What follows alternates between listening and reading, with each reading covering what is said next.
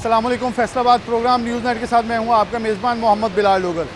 मेरे अकब में वो गलियाँ हैं जो सूनी हैं, लेकिन यही गलियाँ शहर फैसलाबाद के बेहतर मौशी और मुस्तकबिल के लिए ज़ामिन हुआ करती थी, लेकिन आज यहाँ वीरानियाँ हैं, बीम खाली पड़े हैं, मज़दूर अपनी मज़दूरी को तरस रहे हैं, लेकिन मालकान फैक्ट्रियाँ चलाने से कासिर हैं।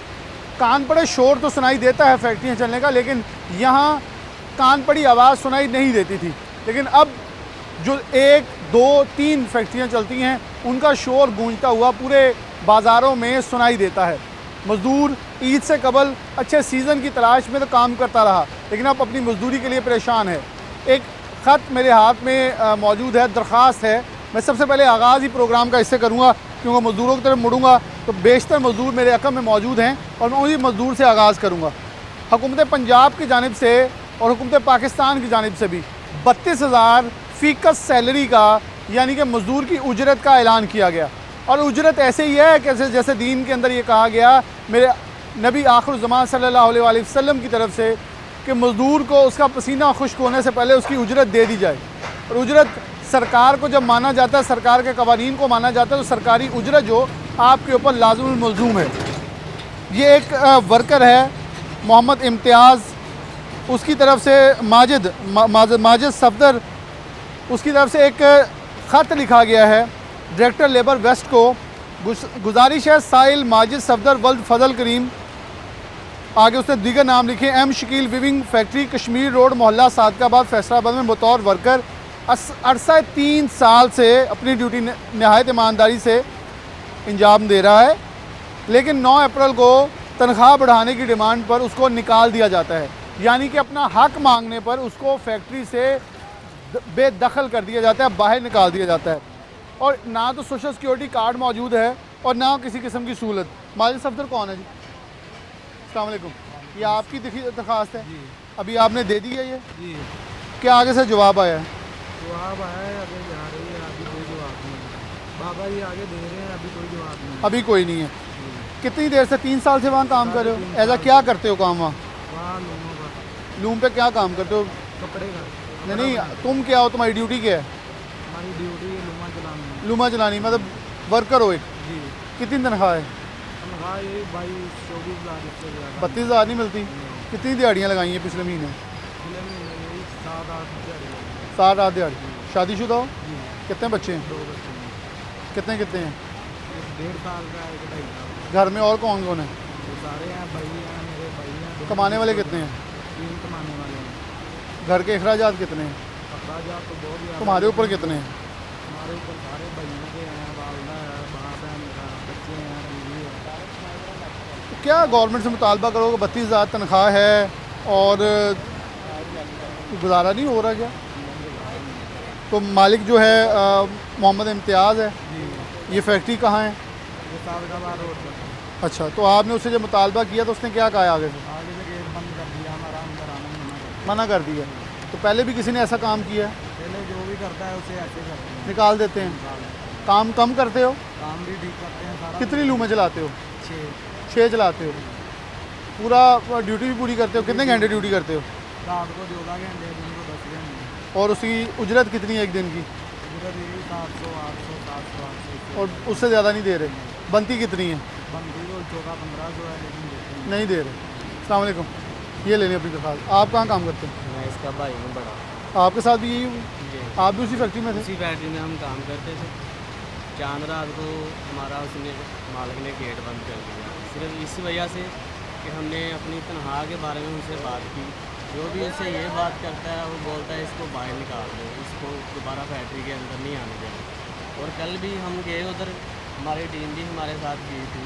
इन्होंने जद्दोजहद बहुत अच्छी की, लेकिन उसके बावजूद भी उन्होंने हमारी बात नहीं सुनी।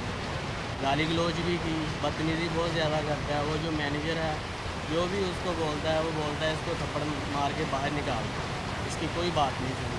जो आदमी भी आज तक जिस आदमी ने वहाँ पर बात की है तनख्वाह बढ़ाने की, अपनी मजदूरी लेने की, उसको फैक्ट्री से बाहर निकाल दिया गया। जो मालिक है वो खुद अपनी आगे मजदूर की बात सुनता ही नहीं है किसी से। उतने ऊपर जो बंदे रखे हो वही बात करते हैं, वो मजदूर के साथ इंतहाई बदतमीज़ी करते हैं और उसकी उजरत जो है वो भी नहीं पूरी देते हैं। वो भी पूरी नहीं देते। अस्सलाम वालेकुम। आप भी भाई हो उनके? मैं नंबर भाई है अच्छा, आप भी भाई हैं। आप भी वहीं काम करते हो? आप क्या करते थे वहाँ? वहाँ भी लोग में खिलाता आप भी 6 लूमें चलाते हो? तीनों को तनख्वाह दी है या दी नहीं है वो भी जो पिछली रहती थी? पिछली तनख्वाह तो हमने दी है, लेकिन हमारे साथ लोग बहुत बुरा किया उन लोगों ने। असला तक हमें दिखाया, डराया, धमकाया। आपको असला दिखाया है, असला डराया है? दिखाया, जी। तो क्या आप बदमाश थे? जी? बदमाश थे आप लोग? नहीं, हम तो अपनी मजदूरी मांग रहे थे। आप तीनों ने मिलकर कोई डराया तो नहीं उसे जो उसने असला निकाला है? नहीं जी, हमने कोई नहीं खाया, हमने अपनी मजदूरी मांगी, उन्होंने असला अब तीनों बेरोजगार हो? जी, तीनों बेरोजगार। घर में कमाने वाले कितने हो? हम ही हैं, हम एक जगह पे काम करते थे, हम तीनों को निकाल दिया हमने। तो आपने लेबर डिपार्टमेंट को अब दरख्वास्त दी है, जी, क्या वो मुतालबा हमारे करें वज़ीर आला से? क्या मरीम नवाज साहिबा से मुतालबा करेंगे कि 32,000 सैलरी है, उनसे यही मुतालबा है, हमारे इंसाफ हमें दिया है। 3 साल से एक ही जगह पे और कोई उजरत के अंदर इजाफा नहीं है 3 साल, जो भी जुर्म की बात करता है उसे काम से निकाल दो। उसे निकाल दिया जाता है। ये बड़ी अफसोसनाक सूरत है। तीनों भाई हैं हमारे पास आए, उन्होंने कहा जी प्रोग्राम के तवज्जो से हम अपनी आवाज़ बुलंद करना चाहते हैं कि लेबर डिपार्टमेंट एक्शन ले।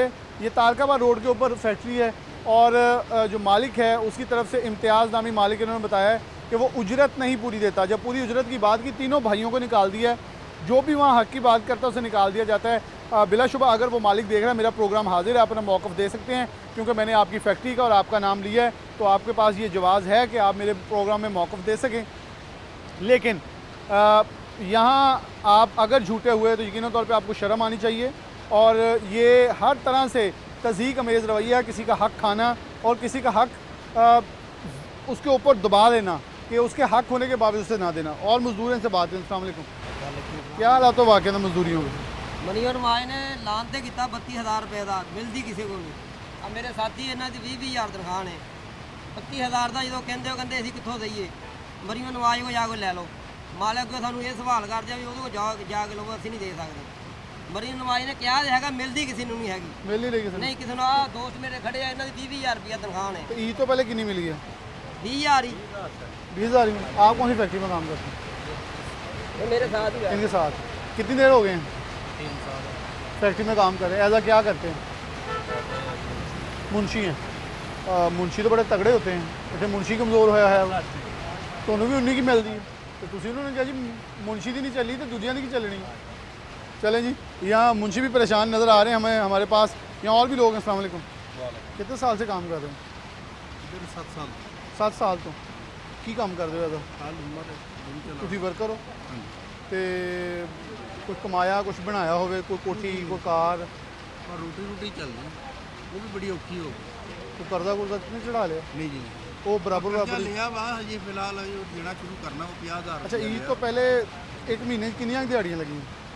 ईद तो पहले कोई तकरीबन 10-12 ਬਸ जी ਤੇ ਈਦ ਬਣ ਗਈ ਸੀ, बस ये इदा ही रोत हो गए दिन गुजर रहे ਕਿਤੇ हैं ਲੱਗ ਗਈ ਕਿਤੇ ਨਹੀਂ ਲੱਗੀ। बस इदा ही ਮਾਲਕਾਨ ਸੱਚੇ ਆ ਜਾਂ ਉਹ ਵੀ मालकन भी कुछ सच्चे है लेकिन बिजली भी महंगा किया है इन्होंने की समझ ਕੀ ਕਰੇ हुकूमत? हुकूमत ਨੂੰ ਚਾਹੀਦਾ ਵਾ ਕੋਈ ਰਿਲੀਫ ਮਹਿੰਗਾਈ ਜਿਹੜੀ ਹੈ ਨਾ ਇੱਥੇ ਕੰਟਰੋਲ ਕਰੇ, ਕੋਈ ਬਿਜਲੀ ਹੈ ਜਿਹੜੀ ਇੱਥੇ ਕੋਈ ਕੰਟਰੋਲ ਕਰੇ, ਜਿੰਨਾ ਕੋਈ ਮਾਲਕ ਨੂੰ ਬਚੂਗਾ ਉਹ ਫਿਰ ਜ਼ਿਆਦਾ ਕਾਰੋਬਾਰ ਚਲਾਊਗਾ।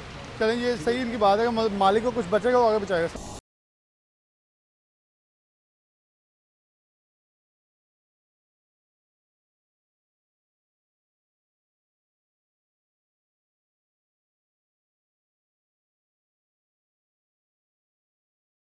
अस्सलाम वालेकुम भाई साहब, कैसे हैं आप? ठीक ठाक हैं? आप प्रॉब्लम पे काम करते हैं? नहीं, मेरी वर्कशॉप वर्कशॉप है।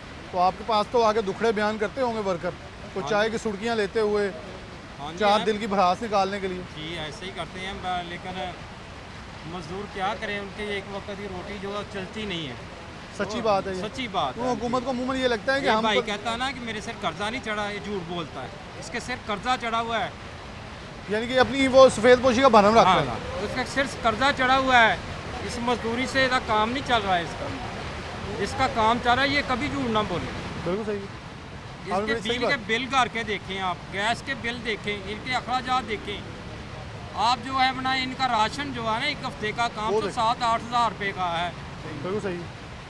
जो ये ले नहीं पाते, वो उधार ही है फिर। उधार ही लेते हैं ना। कुछ ले कभी ले दुकानदार दे देता है, कभी नहीं देता भी नहीं देता। वो भी कहता पैसे लेके आओ तो ले लो। दुकानदार को भी ये है कि गाहक है, ये भी जाता लगेगा, हाँ जो आता है वो तो आले ने। हाँ जी ऐसा ही है।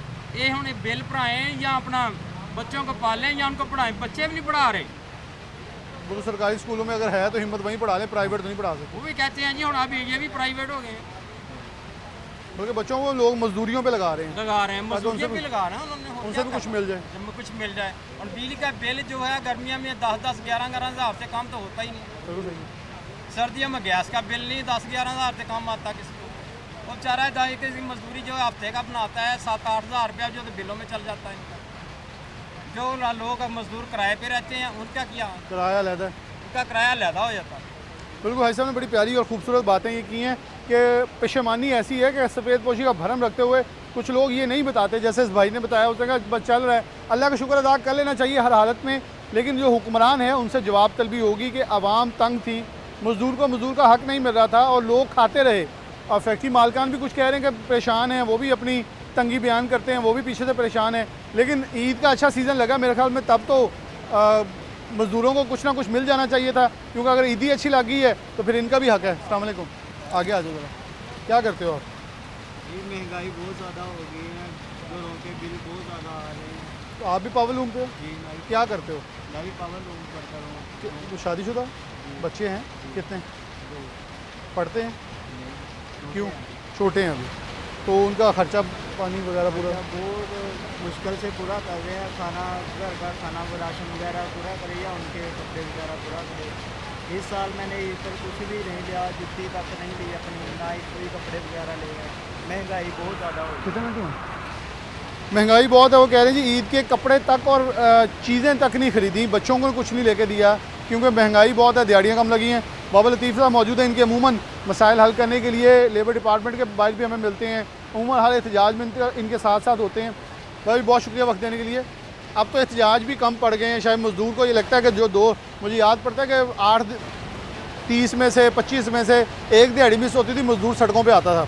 अब उसे पता जो 6 लगती हैं वो लगा ली जाएँ, एहतजाज करने का ये भी नहीं जाती लगे।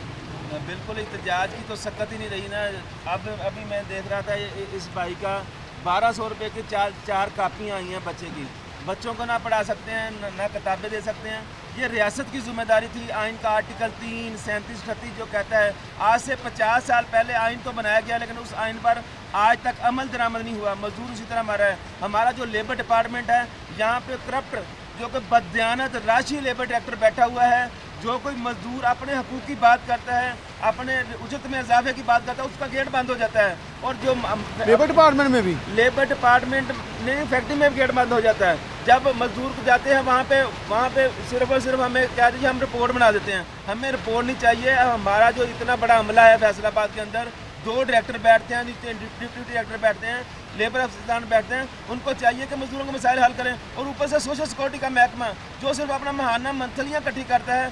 पूरे जितने मजदूर खड़े हैं, आप हाथ खड़े करके कहें किसी के पास सोशल सिक्योरिटी कार्ड है?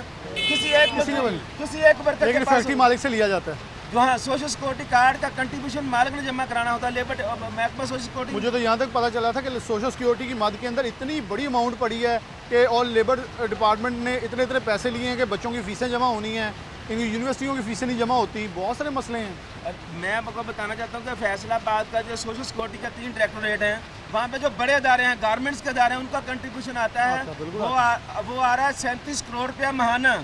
लेकिन जो पावर लूम इंडस्ट्री है, जहाँ पे कम अज़ कम 2 लाख से ज़्यादा, क्योंकि 1 लाख मजदूर बेरोज़गार हुए हैं, 2 लाख से ज़ायद वर्कर काम करते हैं। सिर्फ सोशल सिक्योरिटी की सूरत सिर्फ और सिर्फ आटे में नमक के बराबर भी नहीं है। 1900 वर्कर के पास सोशल सिक्योरिटी पूरे फैसलाबाद डिवीज़न के अंदर है। तो यहाँ पे लेबर लाज की धज्जियाँ उड़ाई जाती हैं। और यहाँ पे सोशल सिक्योरिटी की EOBI तो किसी के पास नहीं। ये बूढ़े हो चुके हैं, मुझे बताएं इनका EOBI होना चाहिए या नहीं होना चाहिए? बिल्कुल होना चाहिए। बिल्कुल नहीं है। यहाँ पे सिर्फ महाना मंथलियाँ इकट्ठी की जाती हैं, और जब भी कोई मजदूर हकूक़ की बात करता है तो उसके गेट बंद कर दिया जाता है। अब आज रात 15 तारीख है, अगर रात को पेट्रोल बढ़ जाएगा तो जो कबख्ती है वो मजदूरों की आ जाएगी। वो मालिक कहेंगे कि जनाब पेट्रोल बढ़ गया है और पेट्रोल बढ़ गया है, सूतर का रेट बढ़ गया है, और सूतर का रेट बढ़ने की वजह से हम ताना बाना नहीं खरीदेंगे, तो फिर फैक्ट्रियाँ बंद होना शुरू हो जाती हैं। 2-4 हफ्ते लगते हैं। फिर अब जब हुकूमत की जो एनर्जी क्राइसिस आ जाता है तो इसकी आड़ में फैक्ट्रियाँ बंद होना शुरू हो जाती हैं। मजदूर अपना हक की बात कर ही नहीं सकता, वो बाहर निकलने के लिए तैयार ही नहीं है। और आपके सामने कब कितना अर्सा हो चुका है हम एहतजाज पर नहीं निकले। पहले हज़ारों मजदूर निकलते थे, काम चलते थे, लेकिन अब मजदूर के अंदर सकत ही नहीं रही। उसको हर वक्त फिक्र है कि मैंने गटर का बिल अदा करना है, मैंने बिजली का बिल अदा करना है, मैंने बच्चों की फ़ीस अदा करनी है, मैंने बिजली का बिल अदा करना है। उसको सिर्फ और सिर्फ यही फिक्र है। और जाके 12 से 14 घंटे काम करके जब वो सोता है उसके पास उठने की सकत भी नहीं होती। तो इसलिए हुकूमत पंजाब जो टिकटॉकर हमारी वज़ीर आला पंजाब है उससे हमें सिर्फ टिकटॉक ना दिखाएं, अपने कवानीन जो बनाए हुए हैं पंजाब के उन पर अमल दरामद कराएं। जो वज़ीर आज़म पाकिस्तान है वो सिर्फ एक मोहरा रखा हुआ है। हमारे वोट की भी कदर नहीं की गई। हमने जो वोट दिए थे उस वोट की अगर कदर होती तो आज हमें हमारे हकूक़ मिल रहे होते, हमारे वोट की भी कदर नहीं की गई। बाबा लतीफ़ मौजूद थे, वो कह रहे हैं जी हकूक़ के जंग और मज़दूरों की एक बड़ी तादाद इर्द गिर्द मौजूद है। वो कह रहे हैं बेसिकली मकसद ये है कि हमें यहाँ दिखाया कुछ जा रहा है, वादे किए जा रहे हैं, दावे किए जा रहे हैं, उनके ऊपर अमल दरामद नहीं हो रहा, मज़दूर मर रहा है, मज़दूर पिस रहा है, मज़दूर को उसके हकूक़ जो हैं वो नहीं दिए जा रहे, जिसके अंदर सोशल सिक्योरिटी है, UOB आई है और बड़ी तादाद में इसके हम शाहिद हैं कि इंडस्ट्री से पैसे लिए जाते हैं। अगर वही जैसे 37 करोड़ इन्होंने कहा उसका आधा भी लग जाए तो शहर फैसलाबाद के मज़दूर जो हैं वो आपको प्राइवेट अस्पतालों में भी अकोमोडेट होते नज़र आ जाएंगे। लेकिन अभी फ़िलहाल सरकारी अस्पतालों के अंदर भी मज़दूर चीखो पुकार करता नज़र आता है और वो अपने हकूक़ के लिए अभी तो तनख्वाहें पूरी नहीं मिल रही, वो उसके लिए रोता नज़र आ रहा है, जिसमें पंजाब गवर्नमेंट से मुतालबा है कि इनकी तनख्वाहें पूरी करवा जाए। लेबर डिपार्टमेंट को थोड़ा सा ट्विस्ट किया जाए कि आप अपना काम हक सच से करें। एक ब्रेक लेते हैं, दोबारा हाजिर होते हैं।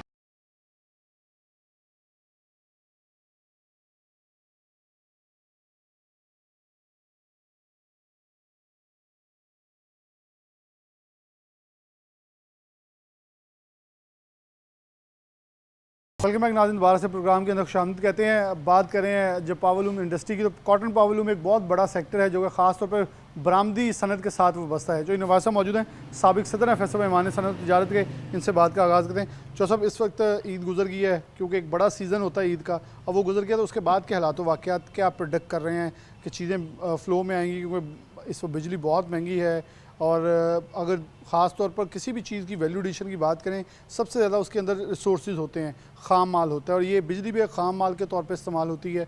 चीज़ों के अंदर आप आने वाले दिनों में क्या प्रोडक्ट कर रहे हैं? जी बिल्कुल, बिलाल साहब आपने जो बिजली वाली बात की है वो तो बिल्कुल मतलब वो सोच से बाहर चली गई है। एक चीज़ आप 15-16 रुपये जून जुलाई में दे रहे थे और अभी साल पूरा नहीं हुआ तो कहाँ 70 मतलब 60 प्लस और 70 तक बिल आ रहे हैं। उसमें तो लोकल एक्सपोर्ट वाला हर बंदा परेशान है और अल्टरनेटिव एनर्जी भी हर बंदा सोचता है। उसमें अभी काफ़ी लोगों को सपोर्ट मिली, लेकिन उसमें भी हर बंदे के पास पैसे नहीं हैं, लोग सोलर पे चले गए हैं। लेकिन जो लोग 5 से 6% सोलर पे गए हैं तो वो थोड़ा इजी है, बाकी तो बहुत मुश्किल हालात हैं। तो उसके साथ साथ जो है रॉ मटेरियल बहुत महंगा है, नापायद है, मिल नहीं रहा, पैसे देने से नहीं मिल रहा। अच्छा, पाकिस्तान से जो ख़ास तौर पर हमारी पास की पैदावार बड़ी अच्छी हुई है 83 लाख तक, वो एक्सपोर्ट ही एक्सपोर्ट हुई जा रही है।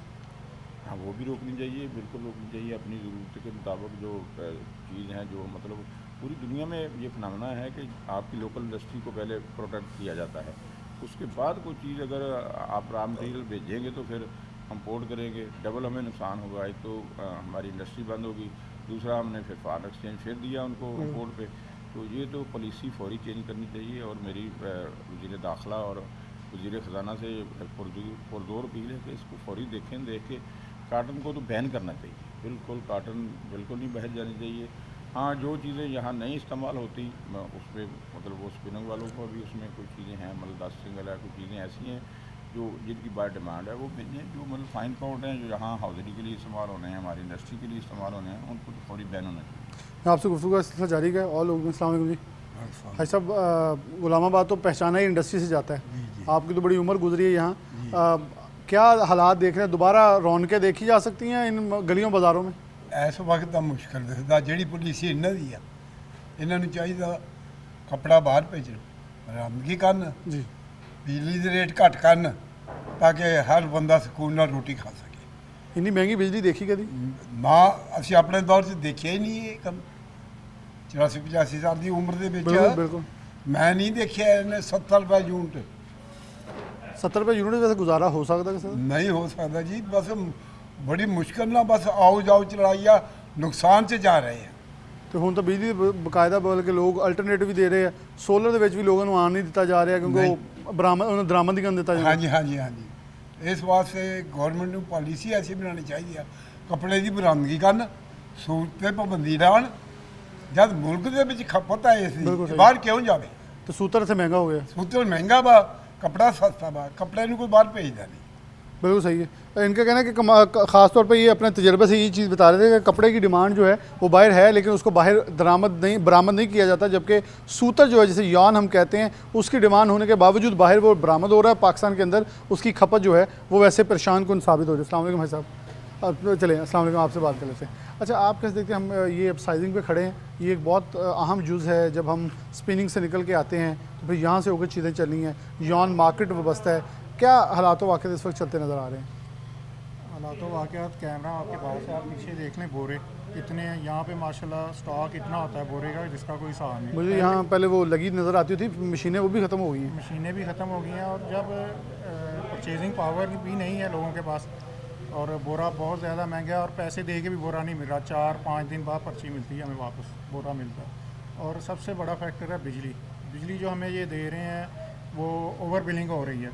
इस चीज़ को कोई नोट ही नहीं कर रहा कि ओवर बिलिंग बहुत ज़्यादा हो रही है, जिसकी वजह से जो हमारे लूम इंडस्ट्री के ऊपर बहुत ज़्यादा बर्डन है। तो आपको क्या रिकमेंडेशंस क्या हैं, क्या मुतालबा करेंगे चीज़ों को बेहतर करने के हवाले से? ये सोलर पैनल का तो कह रहे हैं, लेकिन सोलर पैनल हर बंदा तो नहीं लगवा सकता। ठीक है जी, वो महंगा बोरा ले, जो है कॉस्ट प्राइस बहुत ऊपर चले गई है, तो उसको कंट्रोल करना चाहिए। या तो उसे 1 साल के लिए गैर मशरूत कर्जा दे दिया जाए ना, ताकि वो लगवा ले, उसे पता हो 1 साल में मेरे ये पैसे निकल आने पाए। वो भी बड़े जो इंडस्ट्रियलिस्ट हैं वो फ़ायदा उठाते हैं, जो दरमियाना है वो तो बेचारा उसका कुछ भी नहीं बनता। चोई साहब, इसके ऊपर कोई रोशनी डालनी चाह रहे हैं? जी बिल्कुल, जैसे भाई छोटा कह रहा था कि हर बंदा अफोर्ड नहीं करता, तो एक पंजाब इंडस्ट्री ने एक स्कीम निकाली है, तो उस पर हमारी बात भी चल रही है। उसमें 3-4 सेक्टर पहले मौजूद है, तो हमारा भी सेक्टर उसमें शामिल नहीं है। तो अभी हमने उसमें अप्लाई किया था, 1-2 हमारे पर उन्होंने कुछ चीज़ें लगाई थी, तो वो वर्ल्ड बैंक देता है, वो 0 रेट पे है 1 करोड़ रुपये तक जी। यानी अगर करोड़ रुपया लगेगा, 80 लाख गवर्नमेंट देगी और 20 लाख रुपया इंडस्ट्री वाला देगा, और वो बहुत अच्छी स्कीम है। तो हम कोशिश करते हैं कि हमने अब वज़ीर आला से भी टाइम लेंगे, तो वो हम कोशिश करेंगे पंजाब लेवल तक कम से कम वो ना हमें वो फैसिलिटी मिल जाए। तो वो ऑलरेडी पहले मेरा ख्याल साइजिंग को ये जो हैं ये फाउंड्री वगैरह एम्ब्रॉयडरी की फाउंड्री वगैरह को मिला हुआ है, और एक आधा सेक्टर है वो मेरे ज़हन में नहीं है। ये 3-4 सेक्टर तो पहले ही मिला है। ये वर्ल्ड बैंक ने जो पोल्यूशन फ्री ग्रीन एनर्जी के नाम पे दिया है, तो हमारे भी 2-3 चीज़ें हैं। जनरेटर हमारे चलता है, हमारे नॉइज़ बहुत ज़्यादा है, और मतलब हमारे अंदर वो पोल्यूशन है, उसका जो डस्ट उड़ती है, तो उसके लिए हमने ये किया है, ये ज़रा थोड़ा सा उसमें कमी लाएगा। तो ये हमने वर्ल्ड बैंक को भी लेटर लिखा है इधर। अच्छा साहब, आप चैम्बर के प्लेटफॉर्म से भी नुमाइंदगी अदा करते रहते हैं, अदा कर भी चुके हैं, बेशतर लोग वहाँ आते भी हैं, दुनिया में डिमांड भी है हमारे कपड़े की, जैसे पहले भी बुजुर्ग कह रहे थे कपड़े की डिमांड है, उसके बावजूद आपको लग क्या रहा है पॉलिसी साजी के अंदर यकीनन तौर पर कहीं फ़र्क है या हमारी तरजीहात कुछ और हैं? जी बिल्कुल, देखें ना, ये गवर्नमेंट को आए तकरीबन अभी 10-12 दिन बाद 100 दिन हो जाने, तो अभी तक किसी स्टेक होल्डर से उन्होंने मुलाकात नहीं की। वो रेट बढ़ता जा रहा है, IMF की जो मुतालबात हैं उनके मुताबिक वो अपना पॉलिसी चला रहे हैं। तो लेकिन IMF के बयान से भी ऐसे लगता है कि IMF का भी नाम इस्तेमाल हो रहा है, वो कुछ और कह रहा होता है, अमूमन वो मुमी कह रहा होता है इनको कुछ रिलीफ दे दें, हम कहते हैं अपने अखराजात ठीक करें, वो नहीं कहते कि आप प्रेशर डालें जो ऑलरेडी कह रहे हैं। हमें इंडस्ट्री को रिलीफ देने की कोशिश की थी गवर्नमेंट ने, IMF ने उसमें एतराज़ कोई नहीं लगाया था। उन्होंने कहा था आप इसका अल्टरनेटिव बताएं, आप दे दें इनको, हम आपकी इंडस्ट्री बंद नहीं करना चाहते। उन्होंने क्लियर कहा, तो उन्होंने पता है पैसे तो यहीं से आने हैं। हाँ, उनके जो आप इंडस्ट्री चलाएं, लेकिन जो ये हैं इसको ताजरों से ले लें, अपना लैंडलॉर्ड से ले लें, फार्मर से ले लें, उधर से लें पैसे, हमें इसका अल्टरनेटिव बता के। तो उन्होंने अल्टरनेटिव बताने के बजाय हमें वो धक्का लगा दिया। वो उस वक्त ये रेट था 35 था, 50 हो गया, आगे 2 महीने में ये इन्होंने 70 पे ले गए। हमारे पूरी तारीख में 40 ईयर्स मुझे हो गए हैं इस इंडस्ट्री में, पावर लूम वाली में। इस तरह के हालात मैंने देखे कि इतनी रेट बिजली, घरेलू बिजली से सस्ती बिजली थी, अब उससे डबल तकरीबन प्राइसेस हो चुकी। बिल्कुल ऐसे था। हमारी तो 19 रुपये 20 रुपये तक आती थी यूनिट, 16 रुपये, 16 से लेके 19-20 तक, कोई आगे पीछे थोड़ा बहुत होता था। वो हमारा एक्सपोर्ट में भी और लोकल में भी वो हम ऑब्ज़र्व कर लेते थे। लेकिन जो अब जो है, अब तो बहुत ज़्यादा मुश्किल, अब तो ऑब्ज़र्व हो ही नहीं सकता। ये जो चीज़ें हैं ना, बिल्कुल ये ऐसा इंडस्ट्री, मतलब जो आपकी लोकल इंडस्ट्री है वो तो कुछ 40% वैसे ही स्क्रैप हो गई है। तो अभी जो पीछे पड़ी है उसमें डिमांड है थोड़ी बहुत, लेकिन रेट में जो है ना नफ़ा नहीं निकल रहा। हम एक बोरा खरीदते थे अब पहले 12,000 का, अब वो मेरा ख्याल चला गया पता नहीं 32-33,000 पे चला गया है। हाँ 35 पे चला गया है, 12,000 वाला 35 पे चला गया है। हम मतलब कस्टमर भी क्या करे, वो पैसे तो हमें दे रहा है लेकिन हर चीज़ उसके ऊपर डर रही है। हर चीज़ उसके ऊपर डर रही है और ख़ासतौर पर टैक्स और टैक्स के ऊपर टैक्स बढ़ाया जा रहा है, लेकिन सहूलियत के नाम का फुकदान जो है नज़र आ रहा है। तो ये नवाज साहब ने बड़ा तफसील के साथ चीज़ों को बताया कि लोकल इंडस्ट्री बहुत इस वक्त ज़ुबू हाली का शिकार है, आखिरी सांसें ले रही हैं। अगर इसके लिए फिलफौर इकदाम ना किए गए तो वो दिन फिर वही देखना पड़ेगा मुकम्मल क्लोजर की, क्योंकि ऑलरेडी 40% जो है वो लोहे के भाव इन्हीं बाज़ारों के अंदर गलियों के अंदर हम दिखाते रहे हैं, बिकती रही है। आने वाले दिनों में जो चला रहे हैं किसी ना किसी तरह बोझ उठा रहे हैं, क्योंकि डिमांड जो है वो 100% से कम होगा। जब 60% रह गई है तो उसके अंदर तकसीम होगी, लेकिन मज़ीद डिमांड कम होगी तो अल्टीमेटली उसका बोझ जो है वो उस इंडस्ट्री के ऊपर भी आएगा और इसके असरात फिर बरामदी सनत को भी डिस्टर्ब करते नज़र आ रहे हैं और मज़ीद करते नज़र आएंगे। एक ब्रेक लेंगे, दोबारा हाजिर होते हैं।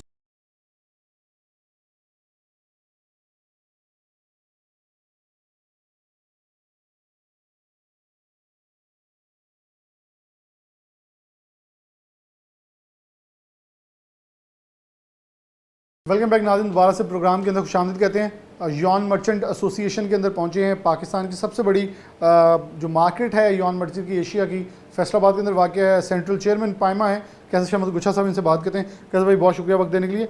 क्या इस वक्त हालात वाकई ईद से पहले अच्छा सीज़न रहा, चल गया, लेकिन फैक्ट्री ऑनर्स कह रहे हैं इस वक्त हालात कुछ मंदे की तरफ जाना शुरू हुए हैं, क्योंकि बिलाशुबा उम्मीद होती है गंदम के ऊपर, गंदम की फसल के हवाले से भी अब क्योंकि गवर्नमेंट प्रिक्योरमेंट नहीं कर रही, कुछ अच्छी एक्सपेक्टेशंस नहीं है, तो मामला वैसे चल नहीं रहे। अभी तो फ़िलहाल ईद के फ़ौरन बाद बड़ी अच्छी फैक्ट्रियाँ चली हैं, लेकिन अगर बिजली और पेट्रोलियम मसनूआत में इजाफा एक्सपेक्ट करते हैं कि किया जाता है तो उसके असरात आएंगे। आप क्या आने वाले दिनों में प्रेडिक्ट कर रहे हैं और मंडी आगाज़ में कैसी चल रही है?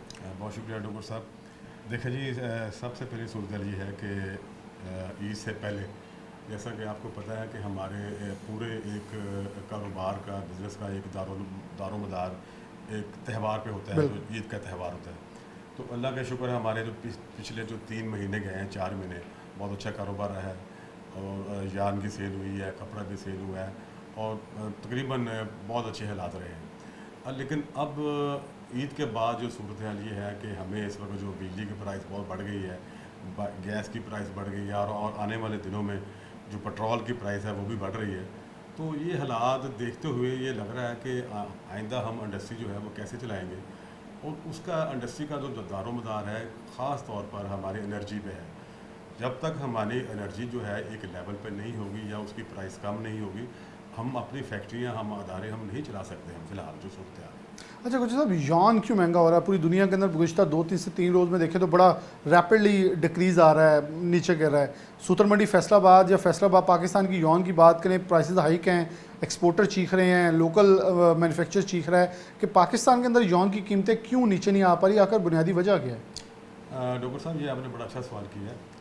उसकी सबसे अहम वजह यह है कि इस वक्त हमारी जो कैपेसिटी है स्पिनिंग मिल्स की, वो तकरीबन 100 में 50% है। इस वक्त हमारी आधी स्पिनिंग मिल चल रही है। उसकी मेन वजह यह है कि एक तो एनर्जी की प्राइस बहुत ज़्यादा है, गैस की प्राइस बहुत ज़्यादा है और बैंक इंटरेस्ट रेट बहुत ज़्यादा है, और इस तरह की बाकी जो चीज़ें हैं वो बहुत इस वक्त हाई लेवल पे है।